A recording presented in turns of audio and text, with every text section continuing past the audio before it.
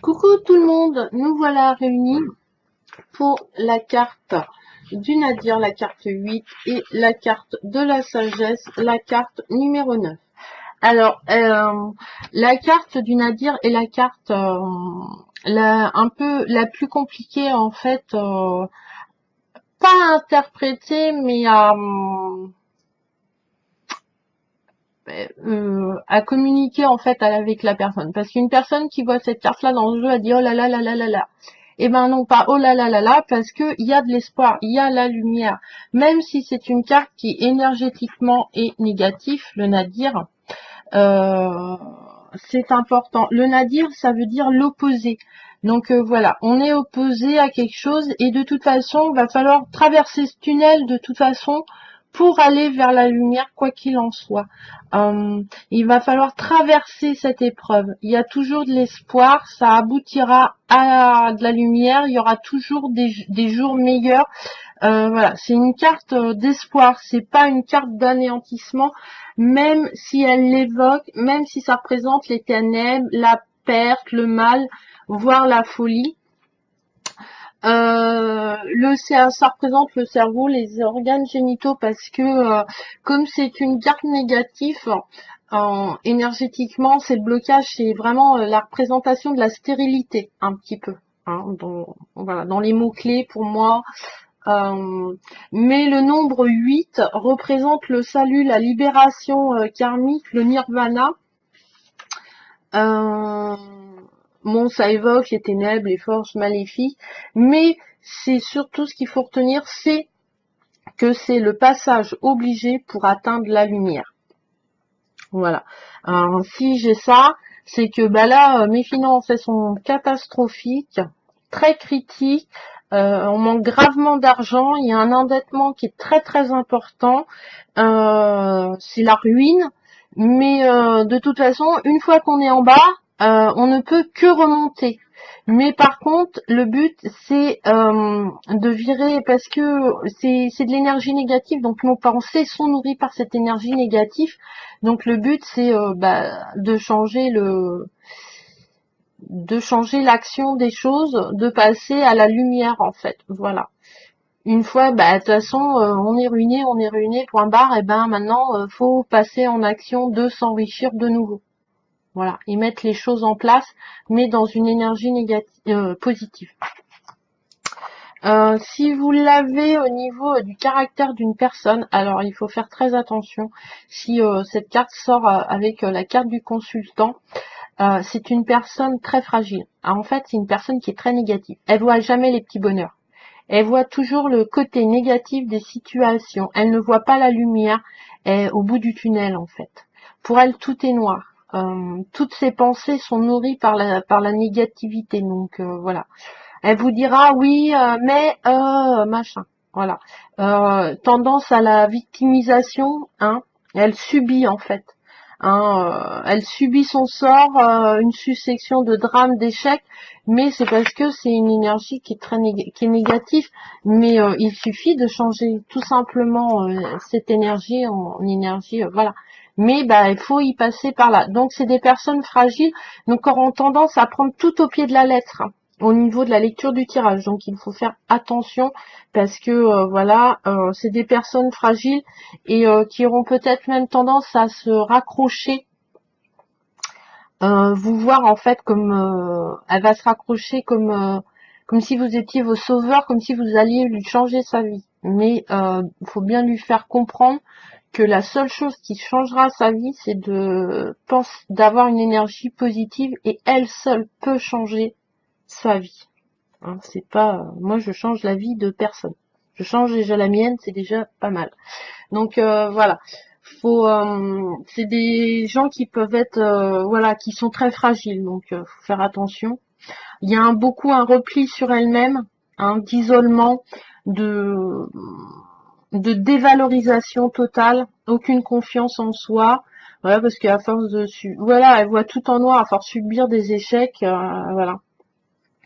Donc c'est des gens qui ont un penchant, qui pensent que leur vie va s'illuminer grâce à la magie et aux pratiques occultes. Hein. Donc faut faire attention parce que ça peut être des gens aussi dans l'extrême paranoïaque ou autiste. Sur le plan affectif, une solitude, hein. C'est tout est négatif, hein, l'amour, voilà. Si la personne attire, voilà, le nadir avec l'amour, euh, voilà, les aspirations, elles sont pas satisfaites, hein, parce que voilà, on n'est pas l'énergie qu'on dégage, la vibration qu'on dégage est tellement négative pour l'instant, hein, voilà, hein, parce que les tirages sont toujours dans le présent, que bah voilà, va falloir avant travailler à retrouver la lumière, hein, l'énergie du cœur pour pouvoir penser à une aspiration amoureuse. Dans un couple, c'est que au niveau affectif, il y a rien, c'est très distant, c'est voilà.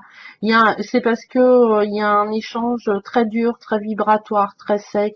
De toute façon, s'il dit, de toute façon, on est négatif. Donc déjà, la personne elle s'aime pas, donc l'autre personne, quand elle lui dit je t'aime, bah non, c'est pas vrai, elle ment.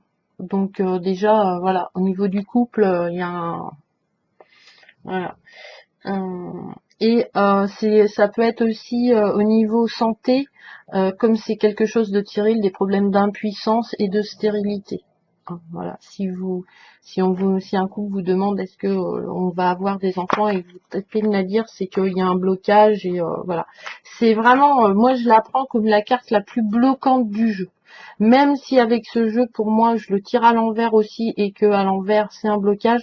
Si le nadir sort à l'envers dans votre tirage et que vous utilisez les cartes à l'envers, là vous mettez, parce que là on met le doigt dessus, hein. On appuie bien sur le côté sombre, etc. C'est qu'il y a un gros travail, que ça a emprisonné la personne, voilà. Donc faut la diriger vers la lumière. Enfin, faut qu'elle se dirige vers la lumière.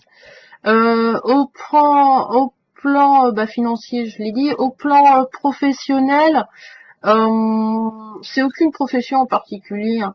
Mais voilà, c'est le chômage, c'est le dépôt de bilan, les situations sont préoccupantes. Voilà, il y a des graves conflits, c'est de l'énergie négative, donc c'est pas voilà, au niveau pro. Voilà, c'est pas je me bats avec mon fauteuil, c'est pas top quoi, hein. Voilà, faut bien se dire que c'est pas voilà, c'est pas une carte du bonheur, mais c'est pas voilà, il y a de l'espoir, c'est pas une carte entièrement de malheur. Euh, Au niveau spirituel, bah voilà, la personne elle a des doutes, elle a pas foi en elle, elle a pas confiance en elle, donc elle a confiance en personne, donc bah obligatoirement il n'y a aucune spiritualité chez voilà. Cette carte voilà est vraiment représente vraiment tout le côté néfaste, pas néfaste, mais voilà, enfin pour moi c'est logique. Elle est mais elle est très importante aussi, hein, parce on a tous aussi des parts d'ombre. Avec la carte 2, hein, qui est la carte de l'isolement, bah voilà, c'est l'obsession morbide, c'est-à-dire que on va tellement penser, par exemple, je sais pas moi, à quelque chose, et du coup on va s'enfermer, on va plus rien voir, on va voir que ça, mais comme en plus elle est nourrie d'une énergie négative, voilà, là on va s'isoler, mais vraiment s'isoler, quitte à s'autodétruire quand même. Donc faut faire attention, voilà, c'est pour ça que faut faire attention si votre consultant, voilà, vous sortez la carte du nadir, c'est une personne fragile et qui a un gros travail à faire sur elle avant d'accéder à quelque chose de plus lumineux. Mais plus l'épreuve est grande, plus la récompense est grande aussi. Donc voilà. Avec la tentation, on est dans l'obsession sexuelle. Avec la pénitence, la carte numéro 13, c'est le sadisme. C'est euh, c'est vraiment l'autodestruction, hein, voilà, on fait pénitence, voilà, ça sera un peu même les maladies d'anorexie, de boulimie, on fait mal à son corps, on se fait mal à soi-même, on détruit notre lumière intérieure avec la carte de la pénitence. Avec la carte 40 qui est le malheur, bah, c'est un décès imminent dans l'entourage. Voilà. Mais par contre, c'est pas un décès voilà, c'est une personne qui sera déjà malade depuis longtemps. Ça sera pas un décès brutal de quelqu'un. Avec la foudre, bah, c'est les problèmes cardiaques. Hein. La foudre, voilà, ça casse. Hein. Donc c'est souvent les crises cardiaques, les problèmes cardiovasculaires. Avec la carte 46 qui est le sacrifice, bah, c'est se sacrifier, sacrifier les autres, se sacrifier pour disparaître, voilà, pour éteindre la lumière en fait qui reste.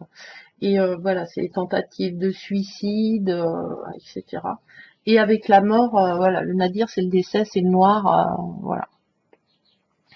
C'est pas une carte top top, mais elle a besoin d'être là aussi parce que la mort, le côté l'énergie négative, fait partie de nous aussi. Le nadir, n'ayez pas peur de la sensation de vide, ce n'est qu'une projection de votre esprit. Il faut cesser de tourner en rond dans sa tête, tout comme un poisson dans son bocal. Travaillez la pensée positive, et tout rentrera dans l'ordre. En fait, rien n'est stagné. Hein. On peut faire le choix aussi de changer les choses. Le nadir c'est pas un blocage définitif, loin de là. Au contraire. C'est peut-être la chose que les cartes vous montrent pour débloquer, pour avancer.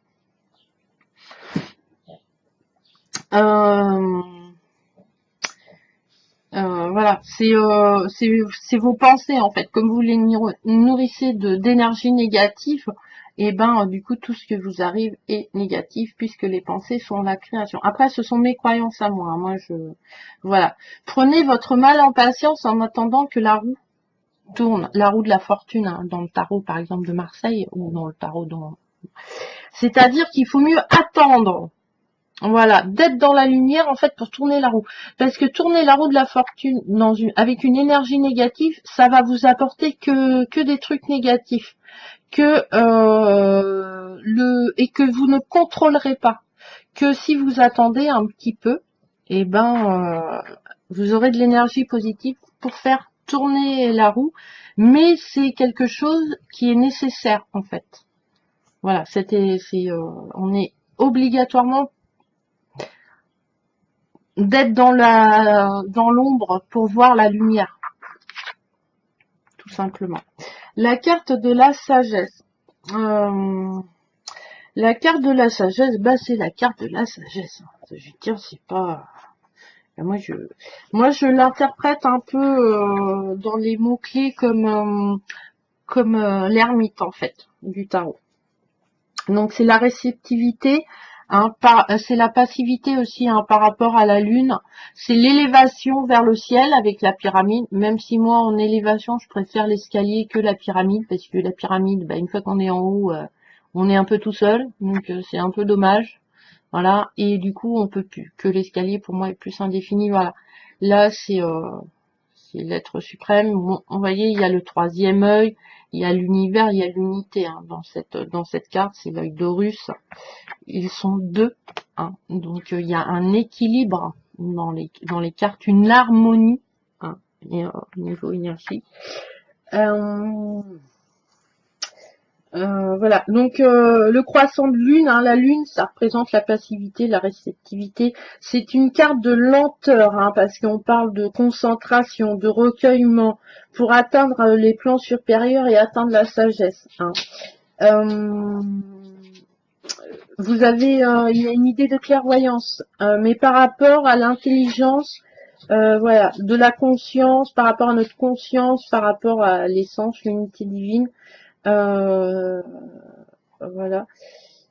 C'est une carte qui on travaille à notre propre évolution en fait. Voilà. Mais c'est une carte lente pour une simple raison, parce que 9 c'est la gestation, hein, 9 mois de grossesse, donc voilà, c'est la lenteur, c'est une transformation, c'est l'accomplissement, et il clôture la série de nombres à un chiffre. Après on passera au 10, donc voilà. Hein. Ça évoque de passer du plan terrestre au plan divin. Au niveau caractère, c'est une personne qui comment dire, qui sera honnête, qui sera bienveillante, qui sera vraiment complètement ouais sage en fait. Hein. Voilà. même peut-être au niveau guide. Hein. C'est pas quelqu'un qui est égoïste, qui est dans l'ego, c'est tout à fait l'opposé. Voilà, ce côté-là n'existe pas. Il y a une notion de partage, hein, partage des connaissances, partage de l'amour, voilà, pour évoluer en fait. Hein. C'est quelqu'un qui est mystérieux et se livre pas facilement. Ça peut être quelqu'un de timide quand même. Hein, voilà, si vous la tirez avec la carte de l'isolement. Voilà, c'est le côté un peu négatif de l'ermite. Voilà, avoir du mal à partager, à s'ouvrir aux autres. Sur le plan affectif, c'est vraiment un amour profond, sincère, une harmonie au sein du couple, hein, les relations, c'est cool. Mais c'est un développement assez long si c'est le début d'une relation. Hein. Voilà, parce que la sagesse, voilà, il y a une gestation, il avance prudemment. Mais par contre, si voilà, cette personne va être comment amoureusement avec moi, si vous avez la sagesse, c'est quelqu'un qui recherche au niveau amour quelque chose de stable, de durable. Et c'est pour ça qu'il va prendre son temps en fait pour construire les choses par rapport à l'expérience qu'il a eue, à ses connaissances. Voilà. Au niveau matériel, hein, c'est l'équilibre, hein, voilà. Mais un équilibre sans vouloir du superflu, sans rouler sur l'or, sans avoir besoin de luxe en fait. Hein, voilà. Si vous pensez aux moines tibétains, quand vous voyez la sagesse au niveau financement, donc vous voyez, ils sont heureux. Voilà, ils mangent à leur faim, ils sont vêtus, ils ont un toit sur la tête. Voilà, une personne, voilà, qui a ça au niveau matériel, c'est un peu ça. Au niveau pro, c'est du bénévolat. Hein. Et puis, si vous avez ça, voilà, au niveau professionnel, c'est vraiment une équipe, admettons, harmonieuse. Voilà, il y a une bonne entente, il y a une bonne énergie. Parce qu'il y a une énergie de partage. Donc voilà. Et puis bon, voilà, hein, le côté spirituel de la chose. Hein, c'est vraiment, voilà. Elle se trouve fortifiée par les épreuves qu'elle a surmontées et continue à s'instruire par elle-même. Hein. Il y a un côté quand même solitaire, hein, parce que voilà, moi je le rattache à l'ermite, donc c'est un apprentissage. Il n'y a pas voilà de guide spirituel, c'est un truc qu'on va faire tout seul. La sagesse avec l'isolement, c'est l'esprit solitaire, donc voilà. Alors faut faire attention de ne pas tomber dans l'enfermement total. Hein, faut quand même s'ouvrir. Avec la carte numéro 10, qui est la carte de la réussite, c'est une personne cultivée. La 41, qui est l'équité, c'est un analyste, hein, une personne voilà qui c'est un métier sans jugement en fait. Mais tout ce qui est mental, etc. au niveau du cerveau. Et et si vous l'avez avec la méditation, c'est le guide spirituel. Hein, c'est pas trop compliqué quand même. Hein. La sagesse, il est impératif de prendre du recul en vous, de vous ressourcer intérieurement. Vous pouvez rencontrer un guide qui vous aidera sur votre cheminement ou difficultés existentielles à résoudre. Par exemple, je ne sais pas, si on a un problème juridique, l'univers va nous mettre sur la voie pour nous mettre un avocat ou une association qui va faire que. La confiance, on a confiance en soi parce qu'on a des connaissances, parce qu'on a appris à se connaître, donc voilà, la confiance en soi est là. Il est sage de pas vous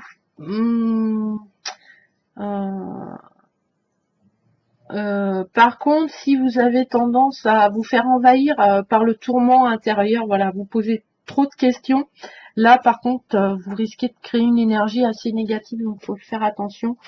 Et de pas vous préoccuper d'une situation qui est partie déjà, qui est engagée, parce que là, on rentre plus dans la sagesse et dans le recul, on rentre dans le contrôle, dans l'ego. Donc voilà, pour les deux cartes, le Nadir et le 8. Voilà. Donc là, si vous tirez ça, c'est un homme qui est vraiment négatif et qui doit travailler sur lui-même pour aller vers la lumière. Voilà, un peu. Moi, c'est vraiment, il n'y a pas de question, hein, c'est à peu près, je vous donne vraiment les bases que moi, voilà, les mots-clés. Donc n'hésitez pas à travailler avec ce jeu, à bien les mélanger et à regarder les coupes et associer carte par deux les cartes. Parce que le Nadir tout seul, c'est une carte qui a besoin d'être entourée de cartes pour comprendre. Voilà. Hein. Elle ressortira un peu le côté négatif un peu du tirage. Voilà, elle va un peu l'amplifier en fait. Hein. Et si vous utilisez les cartes à l'envers lors des tirages, là c'est vraiment un gros blocage. Là, le jeu vous dit, faut vraiment, par exemple, je sais pas moi, si vous avez cette carte là et suivi de celle-là. Comme ça, mettons, comme ça, on s'en fiche. Là, c'est, là, les finances, là, va falloir, là, il y a un problème, là. C'est ça qui vous bloque dans la vie, et là, il y a un gros travail à faire au niveau des finances, hein, ou au niveau amoureux, selon. Donc, voilà. Et nous allons travailler la prochaine vidéo sur la carte de la réussite. Voilà. Donc, les papiers, c'est, pour moi, ça représente, voilà, la réussite, les examens, etc. Tout, la réussite en général. Et après, vous avez la tentation. Voilà. Donc, si vous avez, admettons, cette carte et la carte de la richesse, vous allez réussir à vous enrichir, ça, il n'y a pas de problème, mais il va y avoir des tentations qui vont faire que ça va peut-être être de l'argent facile et que à court terme. Hein. Voilà. Donc, parce que la tentation, pour moi, c'est quand même, voilà, c'est quelque chose de rapide. On est tenté. Et on ne tourne pas autour du pot, on est tenté. On prend la chose ou on prend pas la chose. Parce que si c'est long, c'est du tourment. Donc là, on change d'énergie. Donc voilà les deux cartes que l'on tirera lors de la prochaine vidéo. J'espère que cette vidéo vous a plu pour aborder l'oracle de la triade. Ceci reste général, hein, c'est pour vous donner des pistes. À vous de creuser, à vous de vous entraîner hein, à associer les cartes et votre lecture sera mieux en mieux. Moi, c'est comme ça que je procède. Voilà. Après, ça reste général. N'hésitez pas à mettre des petits pouces hein, si la vidéo vous a plu. Hein. Voilà, pour m'encourager quand même. Et puis, je vous remercie de me suivre, de regarder mes vidéos. Je remercie mes abonnés. Enfin, je remercie tout le monde. Et puis, de me suivre aussi sur Facebook. Ça me remplit vraiment de bonheur. Ça me permet de continuer. Je m'éclate. Voilà.